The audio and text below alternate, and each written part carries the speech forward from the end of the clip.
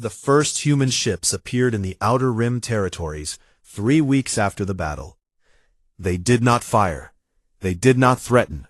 They simply arrived, moving through space in tight, disciplined formations, and they parked themselves in orbit around key stations and trade hubs.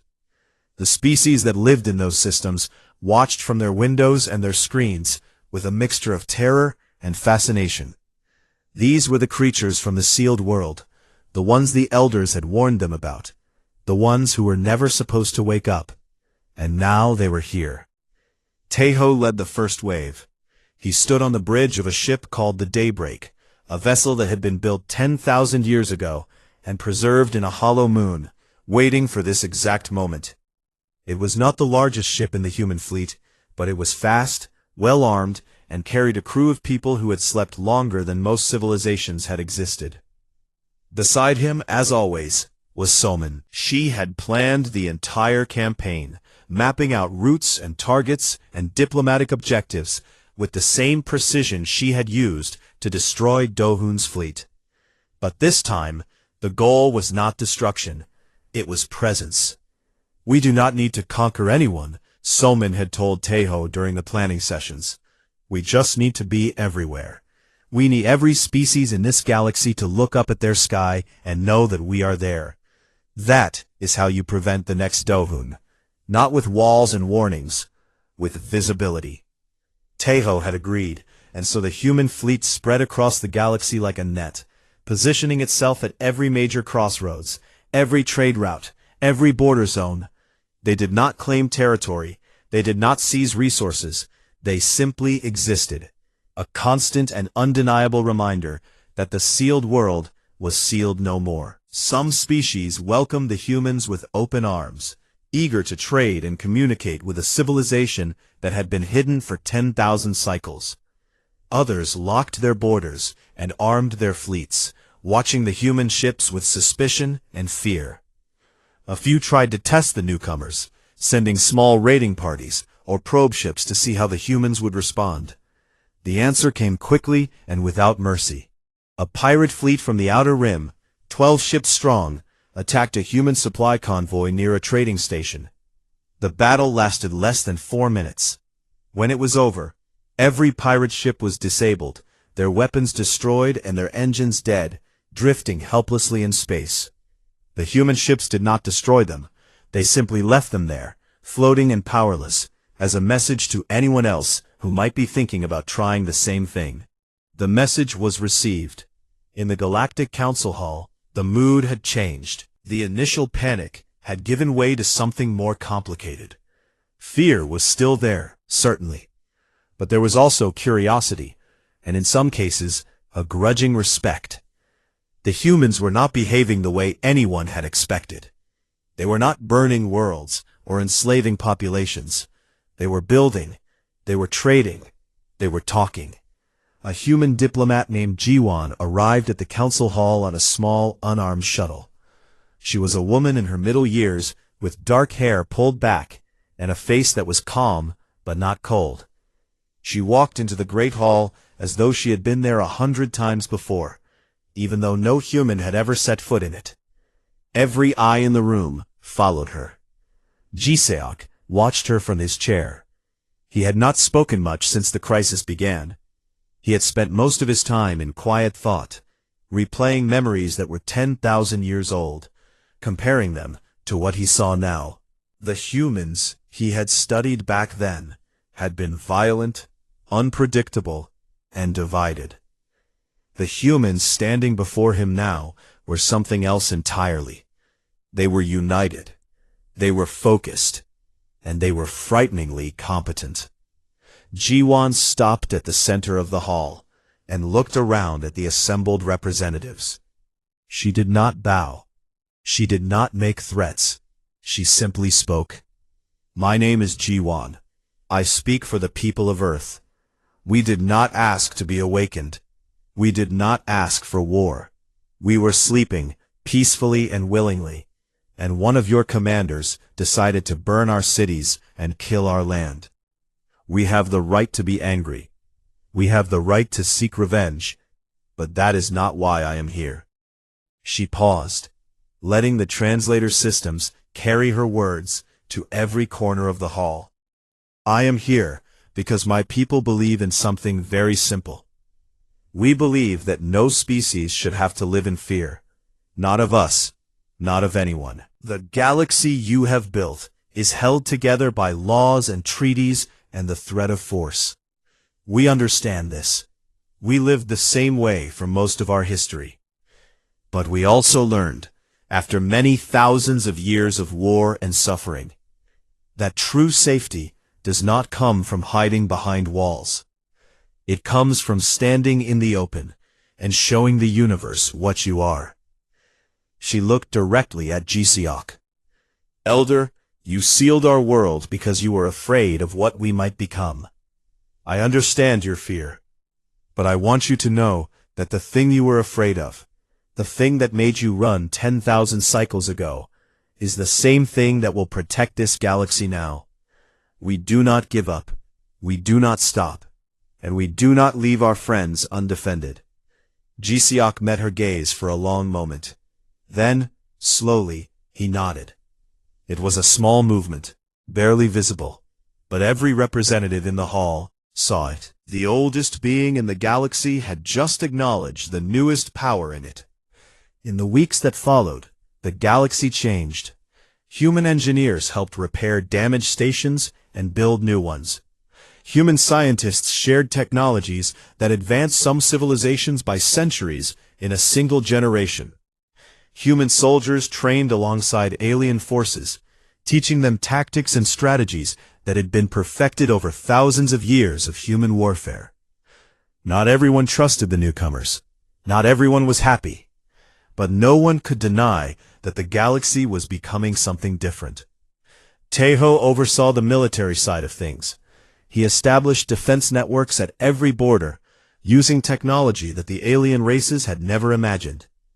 Early warning systems, rapid response fleets, communication grids that could transmit information across the galaxy in seconds. He did not build these things for humanity alone. He built them for everyone. If someone attacks any world in this galaxy, he told a gathering of allied commanders, they will have to answer to all of us. Not just Earth, all of us. Samin worked on the strategic side, building alliances and trade agreements that connected species who had never spoken to each other before.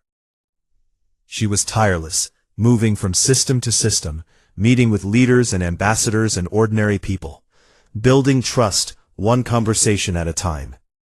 It was slow, difficult work, and there were days when she felt like she was trying to hold water in her hands. But she kept going, because that was what humans did. Dohun was brought before the council for judgment. He arrived in chains, his fleet destroyed, his reputation ruined. He stood in the center of the great hall and looked around at the faces staring down at him. Some were angry. Some were pitiful. He had nothing left to say.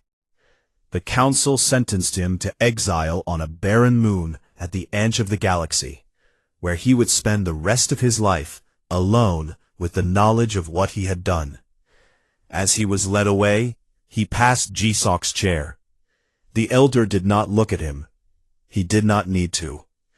Yeren stood beside Giseok and watched the hall slowly empty after the session. The representatives filed out, talking quietly among themselves. The mood was different now, less fearful, more hopeful. Something had shifted in the balance of the galaxy, and everyone could feel it. Do you think it will last? Yeren asked. Giseok considered the question. He thought about everything he had seen in his long life. The wars, the empires, the endless cycle of rise and fall. He thought about the humans, sleeping beneath their world for 10,000 years, building weapons and ships and plans, waiting with a patience that defied understanding. Nothing lasts forever, he said, but the humans have something that I have never seen in any other species. What is that? They grow, not just in numbers or in power, they grow in understanding. Every war they fight teaches them something. Every mistake they make changes them. They are not the same species I found 10,000 cycles ago. They are better, and I believe they will keep getting better. He looked at the empty hall and allowed himself a small, tired smile. I sealed their world because I was afraid of what they were. Perhaps I should have been curious about what they could become. Far away, on the surface of Earth, the sun rose over a world that was being rebuilt. The scars from Dohun's attack were still visible. Blackened craters where cities had stood, dead forests where green had once been. But beside every scar, something new was growing. New buildings rose from the rubble. New trees were planted in the ash. People walked under open skies for the first time in 10,000 years, breathing air that tasted like freedom and morning dew. Tejo stood on a hill overlooking one of the new cities. Somin stood beside him. They did not speak for a while. They just watched the sunrise paint the world in gold and amber. "Do you think we made the right choice?" Somin asked. "Staying awake. Going out there." Tejo watched the light spread across the horizon. In the distance, he could see a group of children running through a field, laughing and chasing each other, completely unaware of the galaxy spinning above them. "Yes," he said, "I do." The sun climbed higher, the stars faded, and on a small blue planet, orbiting a yellow star, humanity took its first full breath in 10,000 years.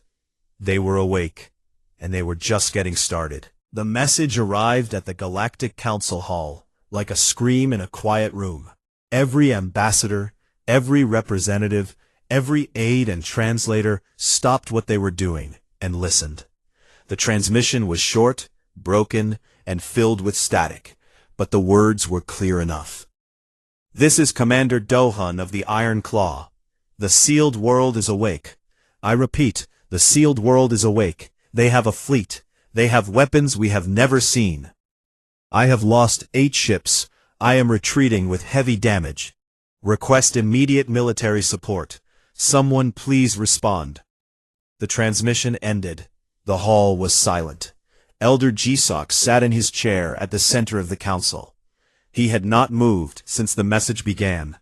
His thin, gray hands rested on the arms of his seat, and his ancient eyes stared at nothing. Around him, the hall erupted into chaos. Ambassadors shouted at each other. Military commanders demanded information. Representatives of the warrior races called for an immediate counterattack.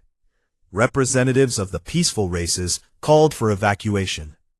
Jisiok said nothing.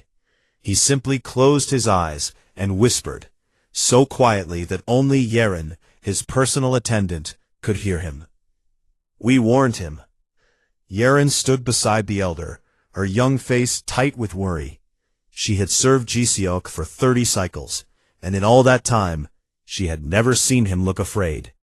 He did not look afraid now, exactly. He looked tired. He looked like a man who had spent 10,000 years carrying a weight that no one else could see, and now that weight had finally come crashing down. "Elder," she said softly, "the council is asking for guidance. What should we tell them?" Jisiok opened his eyes.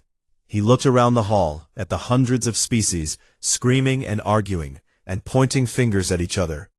They had lived in peace for so long that they had forgotten what real danger looked like. They had heard the stories about Earth, about the species that lived there, but they had treated those stories like fairy tales, something to scare young ones into behaving, not something real. "Tell them the truth," Jisok said. "Tell them that Commander Dohun violated the oldest law in this galaxy, and now we will all pay for his arrogance." The council chamber gradually fell quiet as Jisok rose from his chair. It took him a long time. His body was old and his joints ached, but when he stood, every eye in the hall turned toward him. He did not need to raise his voice. His silence was louder than any shout. 10,000 cycles ago," he began, "I stood on a ship above the planet you call Earth. I was young then, strong. I believed, as many of you believe now, that my people were the greatest force in this galaxy. I watched the humans through our screens. I studied them. I analyzed their wars, their inventions, their history.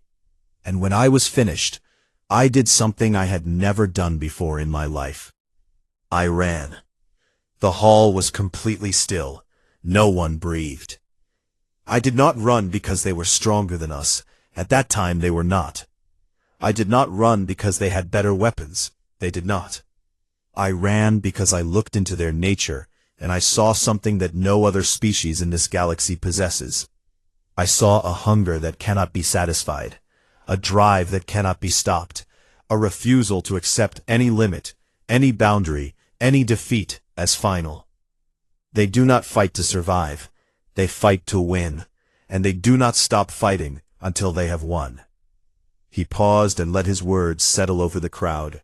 I sealed that world because I knew that if the humans ever turned their eyes toward the stars, nothing in this galaxy could stop them. I gave them time to sleep, and I gave us time to live in peace. And now, because one fool with a fleet and an empty head decided that my warning was not worth following, that peace is over. A military commander from one of the larger empires stood up. His name was Hanul, and he led a fleet of over 1,000 warships. He was proud and strong, and he did not scare easily. With respect, Elder, they defeated 12 ships. 12. That is not a threat to this council. I have 1,000 warships under my command. If these humans want a war, I will give them one. Gisek looked at Hanul for a long time. There was no anger in his eyes, only pity. Commander Dohun said the same thing, Gisek replied. He left with 12 of the finest warships in his empire, and he came back with 4 broken ones and thousands of dead soldiers. You have 1,000 ships. The humans, when I sealed their world, had plans for 100,000, and that was 10,000 cycles ago. Do you truly believe they stopped building while they slept? Hanul opened his mouth to respond, but found that he had nothing to say. He sat down slowly. No fleet is being sent, Gisek announced to the hall. No attack, no provocation. If the humans wish to speak, we will listen. If they wish to make demands, we will consider them. But we will not, under any circumstances, give them a reason to bring their fleet to our worlds. The hall exploded into shouting again, but Gisek ignored it. He turned to Yeren and spoke quietly. Prepare a diplomatic channel. Open frequencies. Broadcast on all bands. I want the humans to know that the Council did not authorize the attack on their world. I want them to know that Dohun acted alone. Do you think they will care? Yeren asked. Gisek shook his head slowly. No, but I have to try. Far away, in the human system, Taeho received the transmission. He was standing in the command center, surrounded by screens and officers, and the steady hum of machines working at full capacity. The underground facilities were producing ships at a rate that would have been impossible for any other species. Assembly lines that had been dormant for 10,000 years were awake now, stamping out hull plates and weapon systems and navigation computers with a speed and efficiency that was almost frightening. Salmon walked over to him and handed him a tablet with the Council's message on it. They say the attack was unauthorized, she said. They say it was one commander acting on his own. They are asking us to talk. Taeho read the message twice. Then he set the tablet down and walked to a window that looked out into one of the larger underground chambers. Below him, rows of newly built warships sat in their docks, their hulls gleaming under bright lights. Crews were loading supplies and running system checks. Pilots were reviewing flight plans. Everything was moving. Everything was working. Everything was ready. One commander, Taeho said. One commander destroyed our cities. One commander killed the land that our ancestors built. One commander, and the Council says they are not responsible. Diplomatic cover, Soman said. They are trying to separate themselves from the attack. I know what they are trying to do. Taeho turned away from the window. And I understand it. But here is what I also understand. That commander flew through a system full of warning beacons. He passed through a blockade zone that every species in the galaxy knew about. And no one stopped him. Not the council, not the elders. No one. They wrote a law on a piece of paper, and they thought that would be enough. He walked to the center of the command room and looked at the map of the galaxy that hung in the air like a web of light and shadows. We are not going to destroy them, Soman. That is not who we are. We did not build all of this to become conquerors. Then what are we going to do? Taeho reached out and touched the map. His fingers traced the lines between star systems, the trade routes, the borders, the empty spaces where no one had ever gone. We are going to make sure this never happens again.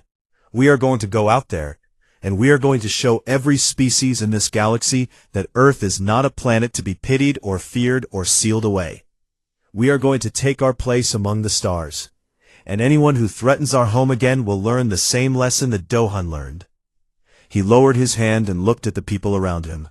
Officers, soldiers, engineers, scientists, all of them awake, all of them ready. We are not going back to sleep, he said. Not ever. The room was silent for a moment. Then, one by one, every person in the command center stood a little straighter and nodded. There were no cheers. No dramatic speeches. Just the quiet agreement of people who understood what needed to be done and were ready to do it. Salmon looked at the galaxy map and began to plan. The first alien carrier died in silence. One moment it was there, hanging in orbit like a steel mountain, its weapons glowing and its shields holding. The next moment, a beam of light hit it from below, passed through its shields as if they were made of paper, and split the ship in two. The halves drifted apart slowly, spilling fire and metal and bodies into the vacuum of space. No one on board had time to scream. Dohun watched it happen from the bridge of the Iron Claw. His mouth hung open. His hands gripped the railing in front of him so tightly that his knuckles turned white. That carrier had been one of his strongest ships, crewed by 5,000 of his best warriors, armed with weapons that could melt the surface of a moon, and it had been destroyed in a single shot. All ships raise shields to maximum, return fire, he shouted. But his orders were already useless. The human fleet had spread across the system in a pattern that Dohun did not recognize. They were not attacking in a straight line the way every other fleet in the galaxy fought. They were moving in groups, small, fast, and unpredictable. Some came from above, some came from below. Some appeared to retreat, and then swung around and hit from the side. Every time Dohun's ships turned to face one group, another group struck from a different direction. Deep beneath the surface of Earth, Solman stood in the command center, with her hands on a table covered in holographic maps. She was the one directing the attack. She moved her fingers across the map, and ships obeyed, changing course and adjusting formation in real time. Her face was calm, her breathing steady. To her, this was not chaos. This was math. Group 7 hit the third carrier from the port side. Group 12 swing behind the flagship and cut off their escape route. Group 4 hold position and wait. Taeho stood beside her, watching the battle unfold on the screens. He was a soldier, and his job would come later. For now, he watched Soman work and understood why she had been chosen to sleep alongside him. She did not think about war the way other people did.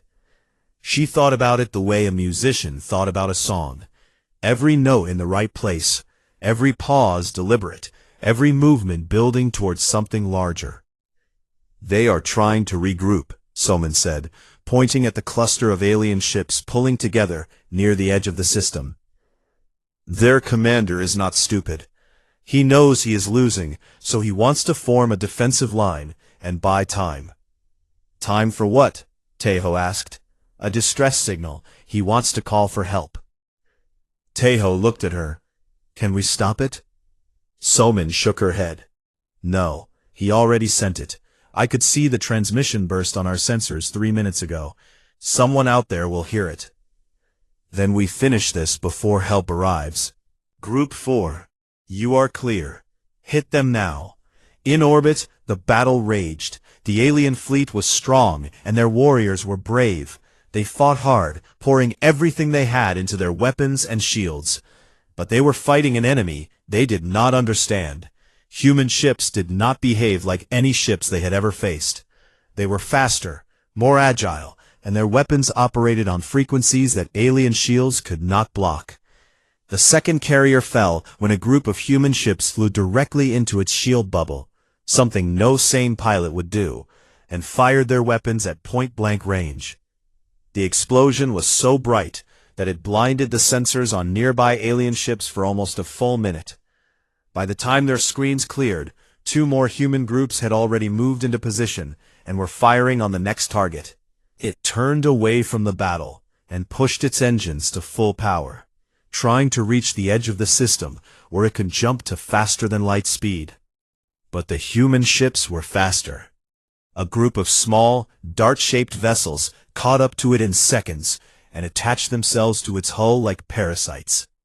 They did not fire. Instead, they released a pulse of energy that shut down the carrier's engines, its weapons, and its life support systems all at once.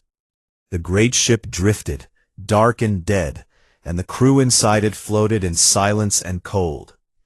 On the bridge of the Iron Claw, Do-hun watched his fleet being taken apart piece by piece. He had never seen anything like this. He had fought dozens of species across the galaxy, and none of them had ever moved like this. None of them had ever adapted so quickly, changed tactics so smoothly, or struck with such terrifying precision. "How are they doing this?" he whispered, to no one in particular. She had not moved from her spot since the battle began. Her face was pale, but her eyes were sharp. She had been watching the human attack patterns, and she had noticed something that Do-hun had not. "They are learning," she said quietly. Do-hun turned to look at her. "What?" "Every time we change our formation, they adjust within seconds. Every time we find a way to block one of their attacks, they switch to a different method. They are learning our tactics in real time, and countering them faster than we can adapt. I have never seen any species do this." Do-hun's face twisted with anger and fear. "They are animals. They were sleeping in the dirt. How can they possibly be outthinking us?" "Because they planned for this," Yuna said. "They knew someone would come. They built their weapons to counter shields they had never seen. They trained their soldiers to fight enemies they had never met. They prepared for every possibility, and then they slept, knowing that when the time came, they would be ready." A massive explosion shook the Iron Claw. Alarms screamed, the lights flickered. An officer shouted that the rear shields were failing and that 2 human ships were closing in on their engine section. "Commander, we have lost 7 ships," another officer cried. "The remaining 4 are heavily damaged. We cannot win this fight." Do-hun stood very still. His empire had conquered 12 star systems. He had never lost a battle. He had believed he was the most dangerous thing in the galaxy. And now, standing on the bridge of his dying flagship, he understood how wrong he had been. "Retreat," he said. The word tasted like poison. "All ships, retreat. Maximum speed. Get us out of this system." Their engines burned bright as they pushed toward the edge of the system, desperate to reach the point where they could jump away. Behind them, the human fleet followed, not rushing, not chasing. They simply kept pace, like wolves walking behind wounded prey, making sure the message was clear. "You came here, you attacked us, and we let you leave so that you could tell everyone what happened." In the command center, Soman watched the alien ships flee. She turned off the holographic map and stood up straight, rolling her shoulders to release the tension that had built up during the battle. "They are running," she said. "Good," Teho replied. "Let them run. The Council will know soon. The entire galaxy will know." Teho looked at the screens. The surface of Earth was still burning in places where the alien weapons had struck. Cities that had stood for thousands of years before the sleep, cities that his people had built with their own hands, were now nothing but ash and broken stone. He felt something stir inside his chest. It was not rage exactly. It was something colder and more patient than rage. "We did not start this," he said. "No," Soman agreed. "We did not. But we are going to finish it." Soman looked at him. She had known Teho before the sleep. She had trained with him, planned with him, and trusted him with her life. She knew the look in his eyes. It was the look of a man who had made a decision that could not be undone.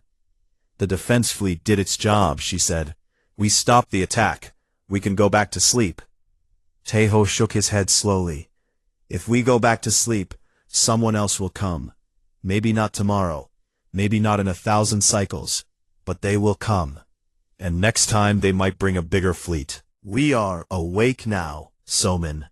And I do not think we should go back to sleep."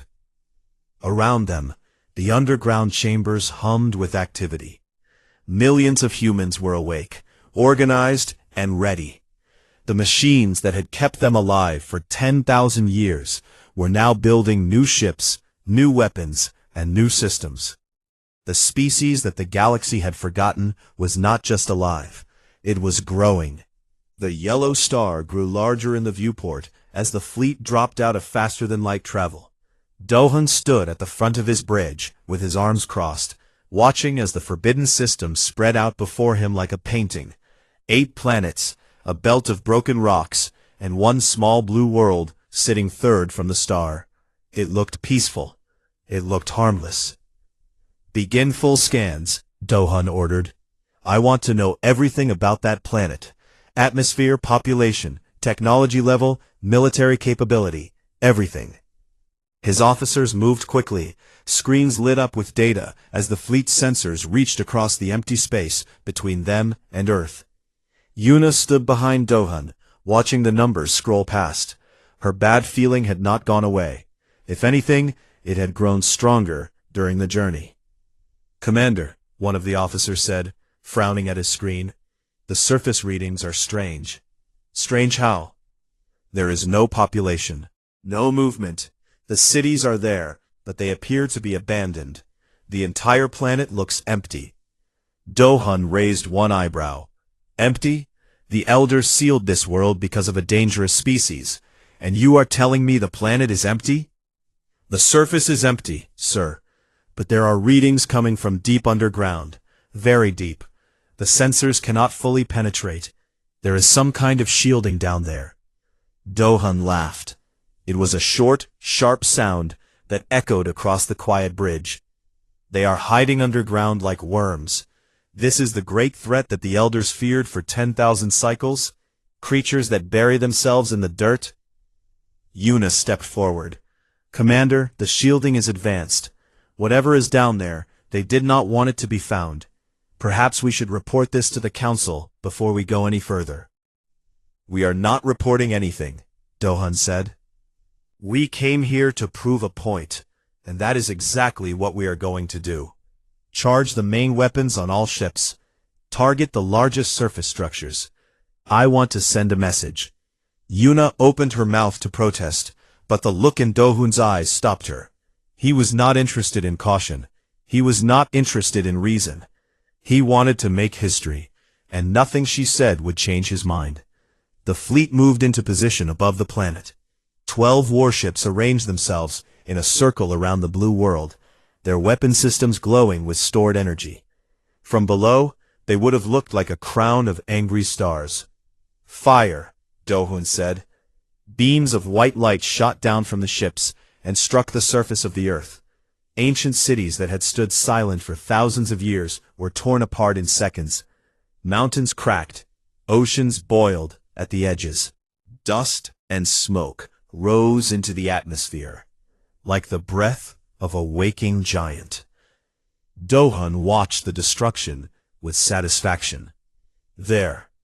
If anything is alive down there, they know we are here now. For a long moment, Nothing happened. The smoke drifted. The dust settled. The planet was quiet. Then the ground moved. It started small, a vibration that the ship's sensors barely picked up. But it grew quickly, spreading across the planet like a heartbeat returning to a body that had been still for far too long. Deep beneath the surface, something massive activated. Power surged through underground systems that had been sleeping for millennia. Lights turned on in chambers that had not seen light in 10,000 years. "Commander," an officer said, his voice shaking. "Energy readings from underground are spiking. They are off the scale." "What kind of energy?" Dohan asked, leaning forward. "Unknown, but it is increasing. Fast." On the surface of the earth, the ground began to split. Great cracks appeared in the dirt and rock, and from those cracks, light poured out. Cold, blue, and steady. Structures rose from beneath the ground. They were not buildings. They were platforms, launch pads, and weapon arrays that unfolding like the petals of a mechanical flower. The planet that had looked dead moments ago was now humming with power. And then the pods opened. Deep underground, in the longest chamber that any species had ever built, the first pod cracked open with a hiss of frozen air. A man lay inside, his body covered in a thin layer of frost. His name was Tejo. He had been a soldier before the long sleep, one of the best. His heart had been still for 10,000 years, but now it beat again. Slow at first, then stronger. His eyes opened. They were calm. He did not panic. He did not gasp or scream or look around in confusion. He simply sat up, pulled the frost from his arms, and looked at the screen built into the wall of his pod. It showed him everything he needed to know. The date, the situation, the fleet of alien warships sitting in orbit above his planet. The damage they had already done. He read the data the way a mechanic reads a broken engine, with focus and without emotion. Then he pressed a button on the side of his pod. Across the chamber, more pods opened. Hundreds, thousands, millions. Men and women woke from their long sleep, each one receiving the same data, each one responding with the same quiet focus. There was no shouting, there was no chaos. They had trained for this. They had planned for exactly this moment before they went to sleep. Every person knew their role. Every person knew where to go. Tejo pulled on his uniform. It was stored in a sealed compartment beneath his pod. He checked his weapon, a rifle that looked simple but operated on principles that most alien species had not yet discovered. Then he walked out of the chamber and into a corridor that stretched for miles in both directions. Others were already moving, filing into elevators and transport tubes that carried them to their stations. Above them, on the surface, the weapon arrays finished unfolding. Automated defense systems locked onto the 12 warships in orbit and began calculating firing solutions. The platforms opened, revealing ships, human warships that had been built before the sleep and hidden inside the hollow cores of nearby moons. One by one, their engines lit up. On the bridge of the Iron Claw, alarms began to scream. "Commander," an officer shouted. "Multiple launches detected from the planet's surface and from the moons of the outer planets. We are counting over 200 ships, 300. The number is still rising." His face, which had been so confident just minutes ago, went pale. The ships emerging from the moons were not small. They were not primitive. They were enormous, armored, and fast. They moved in perfect formation, spreading out across the system like the fingers of a closing fist. "That is impossible," Dohan whispered. They had no technology. They had nothing. Yuna looked at the screen and felt her blood go cold.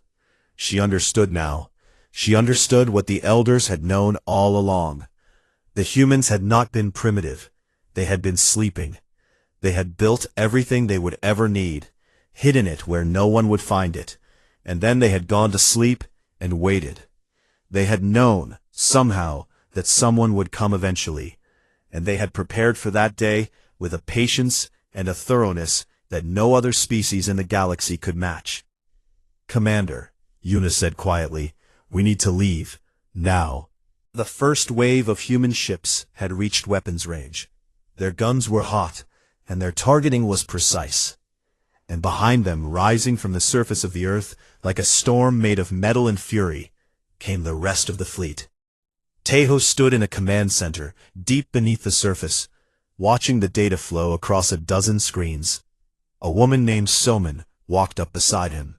She was a strategist, one of the best who had ever lived, and she had been asleep in the pod next to his. "How many ships do they have?" she asked. 12, Tejo said. Soman looked at the number, and then looked at the screens showing the human fleet pouring out of its hiding places. She did not smile, but something in her eyes sharpened. 12, she repeated. "That is not enough." Tejo nodded. "No, it is not." The galaxy was old. Older than most species could understand. Empires had risen and fallen like waves on a shore, and through it all, the elders had watched. They were the first race to touch the stars, the first to map the black between worlds, and the first to learn the one truth that every civilization eventually discovered. Some things were better left alone. The Galactic Council met once every 100 cycles in a great hall carved into the heart of a dead star. Thousands of species sent their representatives. They came in ships of light and ships of stone, in bodies of flesh and bodies of metal. They argued about trade routes and borders and the right to harvest dying suns. But there was one topic that no one argued about. There was one law that every species accepted without question. Do not go near the third planet of the yellow star. Do not scan it. Do not orbit it. Forget it exists. Elder Gsok had written this law himself 10,000 cycles ago. He was the oldest living being in the known galaxy.